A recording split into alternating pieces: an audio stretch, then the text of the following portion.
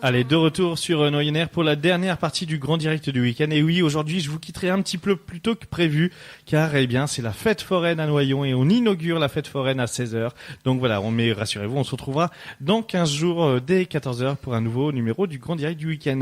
J'ai le plaisir et l'honneur d'avoir avec moi Alain Ripaud. Donc il est auteur, chercheur et éditeur, responsable associatif, qui milite depuis plus de 20 ans pour la défense de la langue française et de la francophonie.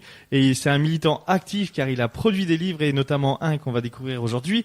Il a fait de nombreux voyages au Canada, dans les pays francophones. Il fait régulièrement des conférences sur le Québec et la francophonie. D'ailleurs, il part dans quelques jours à nouveau pour le Québec. Quelle chance. Il a aussi écrit, un livre sur la Bretagne, un autre sur la Vendée, un autre sur le Poitou-Charentes. Bonjour Alain Ripaud, c'est tout un honneur, je peux vous dire. Bonjour, je suis très heureux de vous rencontrer ici sur la radio de Noyenner. Eh ben, le plaisir est vraiment partagé. Et alors, donc, vous êtes là parce que vous avez, vous avez édité un livre qui est sorti depuis le mois de juillet, je crois. Juillet, depuis le 14 juillet, il est sorti le 14 juillet. Voilà, pile quasiment à quelques jours près, donc à 50 ans pour le 50e anniversaire de cette phrase mythique, vive le Québec libre. Tout d'abord, avant qu'on parle du contenu du livre, mais je vais vous dire, c'est un sacré bel ouvrage que vous avez fait. Hein. C'était un plaisir de le lire. Voilà, c'est non seulement le contenu est très précieux, très instructif, mais en plus l'ouvrage est vraiment très très beau. Et puis il y a plein de petites choses, il y a des petites cartes postales. Alors on en parlera avec des timbres. Hein, voilà, on en reparlera tout à l'heure. Des timbres qui ne sont pas sortis, je crois.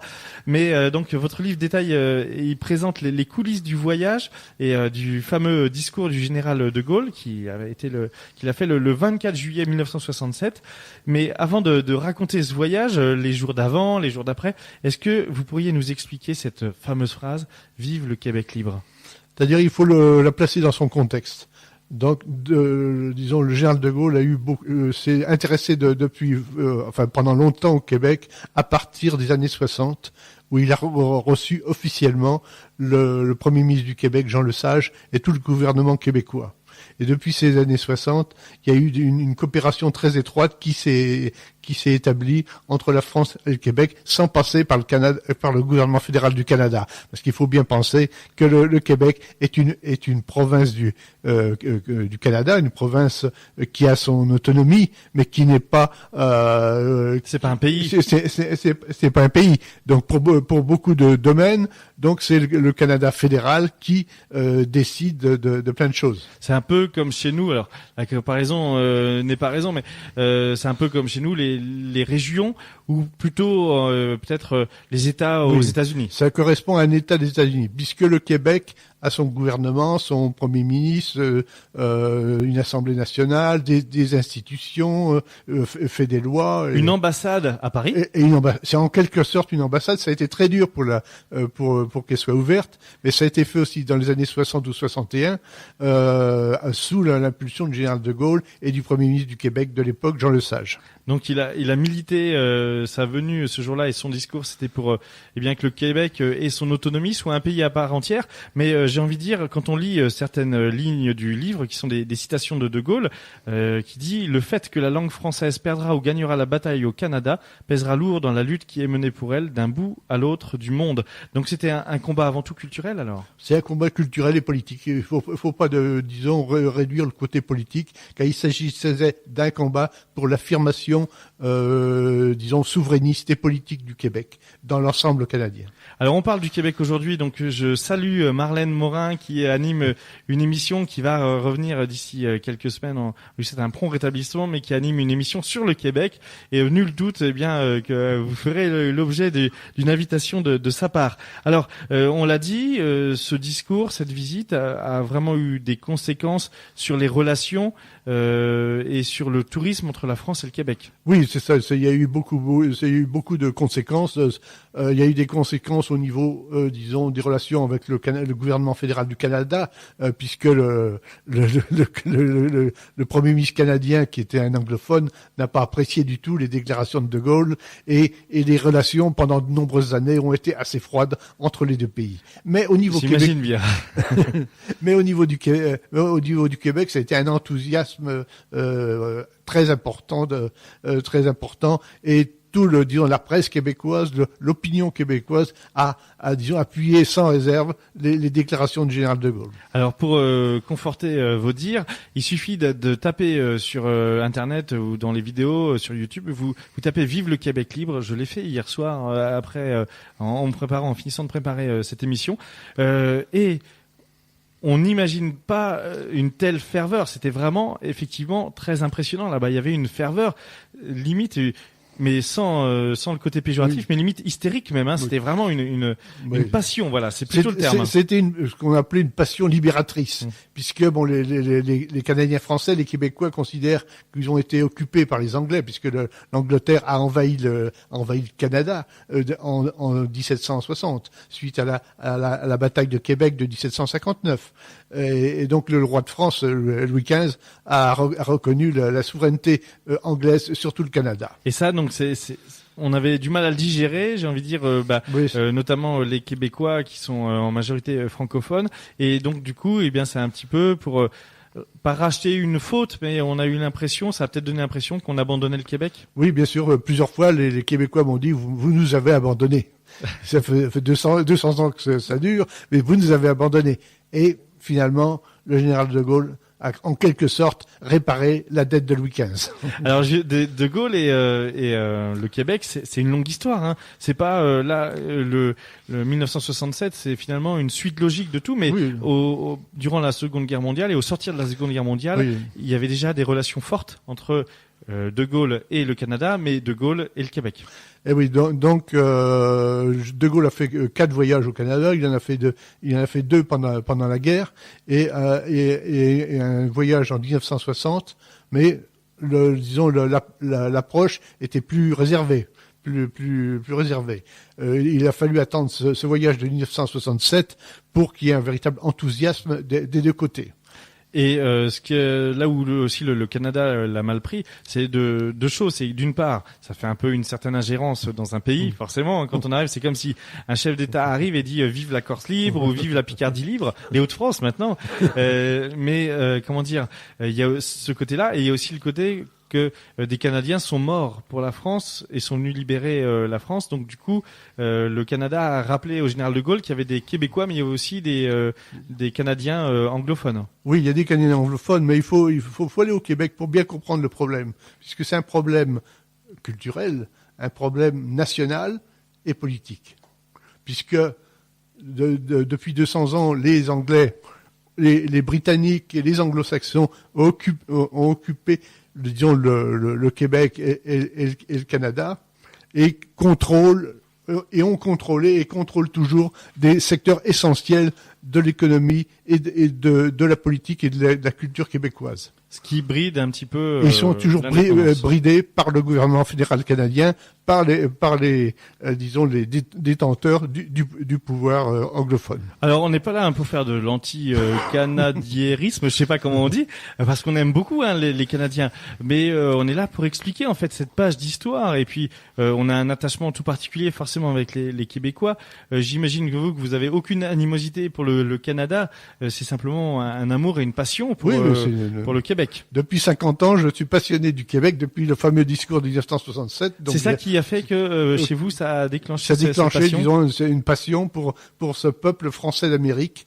Et donc j'ai fait de nombreux voyages et j'ai pu avoir des contacts avec pas mal de personnalités, de journalistes, d'auteurs, d'écrivains, d'hommes politiques, et dont je me suis engagé d'une certaine façon dans différentes associations comme l'association France-Québec qui est très importante au niveau français et c'est ce qui m'a permis de m'engager d'écrire de nombreux articles, de publier quelques livres, de faire des conférences. J'en ai fait un peu partout en France, j'en ai fait au Québec, je vais en refaire d'autres. Des expos aussi photos à l'Assemblée nationale. Des expos à l'Assemblée nationale, des expos dans une trentaine de villes de France qui présentent le Québec et la francophonie québécoise. Alors le Québec, c'est un long désir d'indépendance, voilà, c'est pas venu comme ça. Il y a eu aussi des référendums. Alors en 1980, le oui perd avec 40% des voix. En 1995, le oui perd avec 49,4% des voix, donc c'est vraiment pas très loin des 50%. C'était à peu près quelques milliers de voix qui ont changé disons l'avenir du Québec, mais ce qu'il faut penser, c'est que la grande majorité du peuple français du Québec, des francophones, ont voté pour l'indépendance. C'est la partie anglophone. C'est la partie anglophone qui a et disons les immigrants disons venant de pays anglophones qui ont fait pencher la balance. Autrement, 60% des Canadiens français ont voté pour l'indépendance. Peut-être qu'un jour, on verra l'indépendance du Québec. Alors, une petite précision sur le Québec, on a 82% de francophones, 9,6% d'anglophones. On découvre tout ça dans votre livre. C'est vraiment très très intéressant. On apprend plein de choses. On n'apprend pas que des choses uniquement sur le discours du général de Gaulle, mais aussi sur le Québec, sur leurs habitudes et sur leurs envies. Il y a 8 millions d'habitants. La ville Québec, qui est en sorte pas la préfecture, mais une sorte de petite c'est la capitale. C'est la capitale 600 000 habitants et la ville de Montréal 3,5 millions d'habitants. Voilà, c'est pour poser un peu les choses. C'est une énorme ville. Quasiment la moitié de la population de cette province. Je vous propose, avant qu'on parle des coulisses du voyage, parce que vous allez nous expliquer un petit peu comment s'est passé ce voyage, est-ce que c'était prémédité, enfin voilà, votre livre raconte ça comme un film.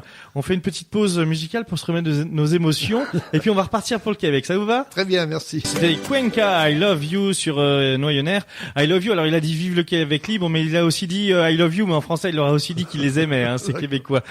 Charles de Gaulle à la tribune, il était sur une terrasse, il s'exprimait face à la foule. Alors on va parler un petit peu, parce que votre livre raconte en fait toutes les coulisses du voyage. On remarque que c'était finalement un voyage très préparé, il n'y avait pas beaucoup d'improvisation, il avait préparé son coup. Une arrivée triomphale au Québec, vous allez nous en parler. Et puis ce que j'aime aussi beaucoup dans votre livre, c'est qu'on sent qu'il va se passer quelque chose, on sait ce qui va se passer, mais le récit monte en puissance comme ça, et on a une émotion au fil des pages qu'on lit, et voilà, on sait où ça va finir, mais c'est vraiment bien écrit. Est-ce que vous pouvez nous expliquer un petit peu comment ça s'est passé ce voyage? Donc ce voyage, donc le général de Gaulle avait reçu plusieurs invitations pour venir à l'exposition universelle de Montréal qui a eu lieu en 1967. Il était invité par le gouvernement canadien, par le gouvernement fédéral, mais il ne voulait pas venir, comme il a dit, je ne peux pas aller à la foire. Avec son naturel. Donc il a attendu que le terrain soit favorable et qu'il soit invité personnellement par le gouvernement du Québec.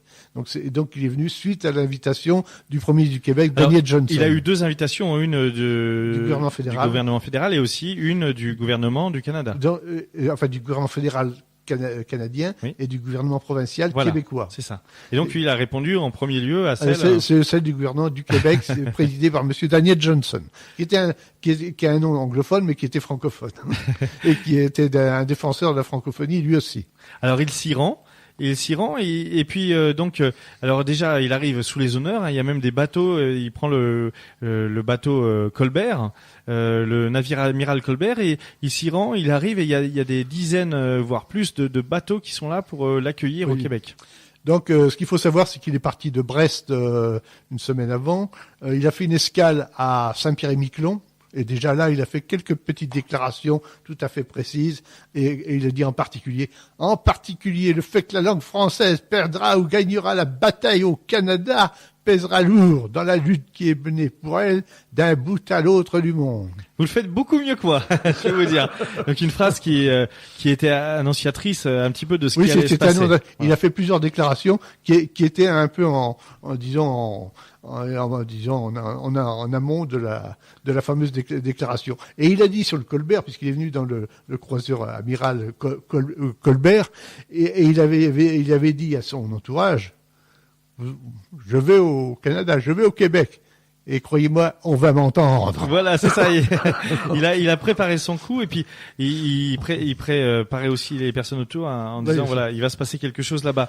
Alors, il prend ensuite le 24 juillet, il prend le chemin du roi, donc qui est en fait une grande route qui fait plusieurs centaines de kilomètres, 250, je crois. Ça fait 250 kilomètres entre Montréal et Québec. Et tout le parcours, il est acclamé. Et tout le parcours, c'est plusieurs millions de personnes, plus de la moitié du Québec, de la population du Québec, et sur sur sur le parcours, et dans chaque ville, village, et il est acclamé comme un véritable libérateur. Donc, on sent une ferveur effectivement. Et puis il arrive donc à Québec, et là en mairie, je crois. Non, il débarque à Québec avec le Colbert. D'accord. Et ensuite, je veux dire, il arrive à la ville de Québec. Dans la ville de Québec. Oui. Parce qu'il faut pas confondre. Il y a la ville de Bien Québec, sûr. qui est la capitale provinciale, la capitale historique du Québec, qui a été fondée par le Français Samuel de Champlain. Et après, donc, il est arrivé le 23 juillet, et le 24 juillet, au matin, il est parti pour Montréal par le chemin du Roi. Ah voilà, donc c'est à Montréal, et c'est à Montréal, il va parler devant 15 000 personnes. Oui, devant 15 000 personnes, place Jacques-Cartier, du haut du balcon de l'hôtel de ville. Et je peux vous dire, allez voir ces fameuses vidéos dont je parlais, parce que on sent vraiment toute la ferveur, hein, et quand il s'exprime, eh bien, il y a des clameurs, il y a des applaudissements, il y a des cris, et il y a des pancartes déjà Québec libre. Oui, parce qu'il faut savoir qu'à l'époque, il y avait déjà un parti indépendantiste qui était le Rassemblement pour l'indépendance nationale, et qui militait pour l'indépendance du Québec. Et pendant tout le parcours, ils seront présents, et surtout à Montréal, pour faire voir qu'ils étaient favorables à l'indépendance du Québec. Et donc, il prononce ce fameux discours qu'on peut entendre, un très très beau discours, et il termine en disant vive le Canada, vive le Québec libre, et après vive la France. Non, alors il dit pas dans cet ordre-là. Il dit pas vive le Canada. La France entière voit, entend ce qui se passe ici, et je puis vous dire qu'elle en vaudra mieux. Vive Montréal, vive le Québec libre, vive le Canada français, et vive la France. Voilà, donc il laisse de côté le Canada. Vous le faites très bien, hein. Franchement, on a l'impression de revenir 50 ans en arrière, et donc il dit cette phrase qui va faire l'effet d'une bombe. Déjà, premier effet, il y a le Premier ministre du Canada qui n'est pas du tout content. Le lendemain, il doit aller à Ottawa et le rencontrer. Et finalement, il annule la visite et il repart en France. Oui. C'est-à-dire qu'il va passer 2 jours à Montréal, où il va être reçu à l'université francophone sous les applaudissements. Sous les applaudissements. Il va visiter l'exposition universelle, mais il repartira le 26 juillet au soir à bord d'un hélicoptère. D'un avion d'Air France. Il repartait le soir pour un avion d'Air France. Mais donc, et après il y a les suites du voyage, puisque ça c'est pas un événement isolé. Ensuite, lorsqu'il reviendra en France, il fera part d'un communiqué de l'Élysée, diffusera un communiqué comme quoi De Gaulle a bien compris l'attente des Canadiens français, des Québécois. Il en remet une couche en fait. Hein. Et il en remet une couche. Et il y aura une deuxième couche qui est très importante. C'est la conférence de presse du 23 novembre, si je me souviens bien, 1967, où il a fait toute une déclaration. Disons, il a cerné le problème dans sa totalité. Des origines de la colonie française à l'invasion britannique et au régime, fédéral canadien. D'ailleurs, il fait un parallélisme avec la guerre d'Algérie, où il dit que finalement l'Algérie prend son indépendance et que le Canada devrait aussi donner son indépendance au Québec. Oui, c'est ça, puisque De Gaulle a soutenu les peuples à prendre en main leur destin. Il l'a fait au Cambodge, il l'a fait en Algérie, il en a fait pour les pays arabes. Et donc il a toujours soutenu le droit à l'autodétermination, comme il disait. Et ça a été le cas aussi pour le Québec. Alors, forcément au Québec, c'est sa déclaration, ça suscite un enthousiasme phénoménal. Au Canada anglophone, on se doute, c'est très froid. Hein, voilà. C'est plus que froid. Même. C'est plus que froid. C'est très hostile. Et excusez-moi. Son arrivée en France, il arrive en France, et en France, c'est pas si enthousiaste que ça. Non, même au contraire, la presse condamne ses propos. Après, reviendra sur ses propos, mais condamne dans un premier temps. Il faut voir une revue de presse de l'époque. D'ailleurs, j'en parle dans mon livre de la presse francophone, enfin disons française, et de la presse anglophone. Au niveau anglophone, c'est vraiment des insultes grossières. Ce ne sont plus des articles, ce sont des insultes grossières à l'endroit du général de Gaulle. Et la presse française a aussi été très réservée, très hostile. Il y a que le journal communiste L'Humanité qui était plus favorable à sa prise de position. Ce qui est un comble quand on connaissait les différences politiques entre les deux. Mais les choses ont particulièrement évolué, puisque quelques années après, toute la presse française et les partis politiques, qu'ils soient de droite, de gauche ou du centre, ont considéré que c'était formidable ce qu'il avait fait au Québec. Voilà. Donc, comme quoi, tout est possible. Et alors, il y a cette affaire aussi qui laisse des traces, parce que forcément, ça va laisser des traces sur le long terme. 30 ans après, en 1997, c'est les 30 ans de ce discours-là. Donc, en France, on veut éditer un timbre pour ce 30e anniversaire. Et on se dit, bon voilà, 30 ans après, ça s'est apaisé. Et le Premier ministre canadien demande au président Jacques Chirac d'interdire l'apparition de ce timbre. Oui, exactement. Donc il y avait un timbre qui était prévu, qui était pratiquement imprimé. Et donc Jean Chrétien, le Premier ministre du Canada, a appelé Jacques Chirac. Et donc il a mis dans la balance des contrats de vente de le matériel. Et donc Jacques Chirac s'est laissé avoir et il a abandonné ce projet de timbre. Alors Alain Ripaud, déjà vraiment bravo pour votre livre. Hein. Moi j'incite tous ceux qui veulent, qui aiment l'histoire, tous ceux qui aiment le Québec, tous ceux qui ont envie d'en connaître un petit peu plus sur cette partie d'histoire. Ça se lit très très bien, c'est très abordable parce que il y a des livres d'histoire des fois. Si on n'est pas un amateur ou un passionné, eh bien c'est compliqué. Là, ça se lit vraiment très bien. Il y a les articles dans la presse dont vous parlez, vous les relatez et tout. Tout est sourcé, bien entendu. Pourquoi une relation si passionnelle avec le Québec? C'est depuis ce discours-là, vous l'avez vécu en direct à la télé? C'est-à-dire, j'ai entendu le discours en 1967, en juillet 1967, et donc ça a été un coup de cœur pour moi. D'ailleurs, bon, j'ai toujours été favorable au général de Gaulle, mis à part la question de l'Algérie où on peut faire des commentaires divers, mais j'étais très favorable à, disons, relations franco-québécoises et franco-canadiennes.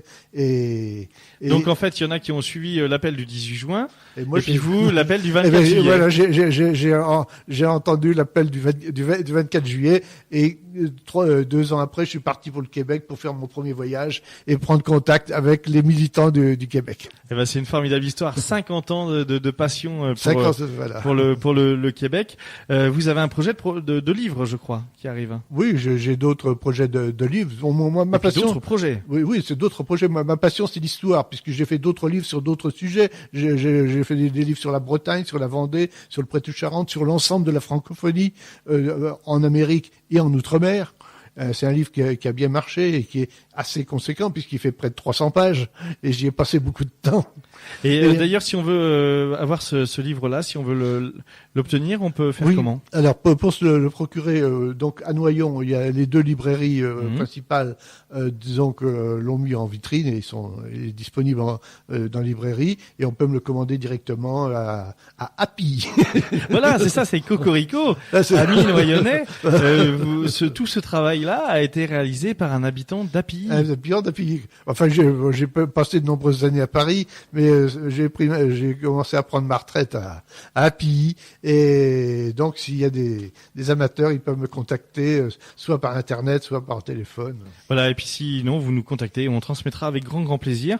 Vous avez aussi un projet, je crois, associatif de défense de la langue française. Oui, je suis très attaché à la défense de la langue française, qui est très menacée actuellement par l'anglais qui nous envahit un peu tous les jours dans tous les domaines, les médias, la radio, la télévision et plein de choses.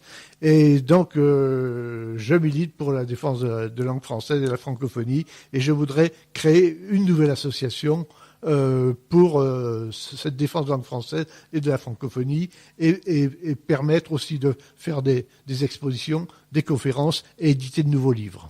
Et ça vous fait un point commun de plus avec les Québécois qui sont d'ardents défenseurs de la langue française, et d'ailleurs qui ne comprennent pas pourquoi nous-mêmes Français on se bat pas plus pour ça. Oui, bien sûr, puisque il faut bien savoir qu'au Québec il y a ce qu'on appelle la loi 101 qui a imposé le français comme la seule langue officielle du Québec. Il faut bien savoir que la seule langue officielle du Québec, ce n'est pas l'anglais, mais c'est le français.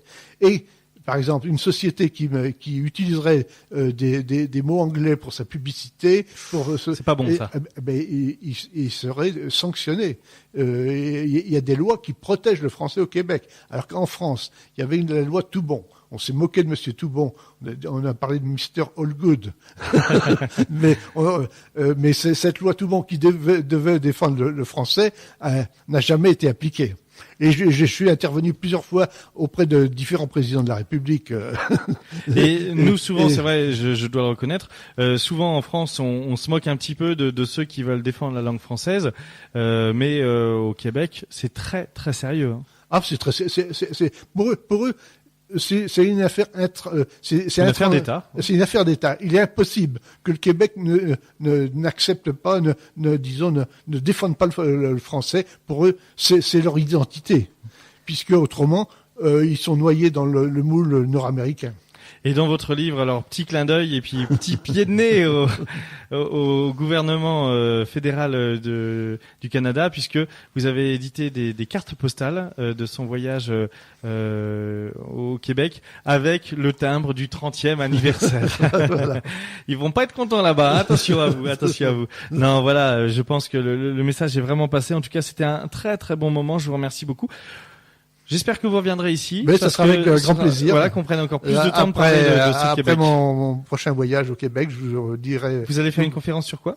Je vais faire une conférence sur Charles de Gaulle et le Québec, de la Révolution tranquille au Québec libre. Respect, bravo. Et merci de nous avoir fait voyager, et puis merci pour votre passion, et surtout l'avoir transmis aussi bien à notre micro. Je vous remercie de votre accueil. Et puis, si vous voulez profiter aussi maintenant du beau temps, eh bien, je vous invite à aller sur la fête foraine à Noyon, parce que dans quelques minutes, ce sera l'inauguration de cette fête pour les petits et pour les grands. Et puis, vous avez aussi tout loisir de profiter, de Lib 44, parce que c'est ce week-end, la libération de Noyon. Vous voyez, on parlait d'histoire, on reste dans l'histoire. Et puis demain, je vous propose, du côté de Tourotte, il y a la fête des fanfares. Voilà, c'est même le combat des fanfares. Il y a 6 fanfares qui vont se combattre musicalement, bien entendu, qui vont pour être la meilleure des fanfares. Il y a des fanfares qui viennent de Belgique. C'est un spectacle gratuit. Voilà, c'est à Tourotte, donc n'hésitez pas à vous y rendre. Merci encore beaucoup Alain Ripaud pour tout ça. Et puis je vous dis à très très bientôt. À très bientôt, avec plaisir. Et vive le Québec libre. Et vive le Québec libre. Comme disait le général de Gaulle.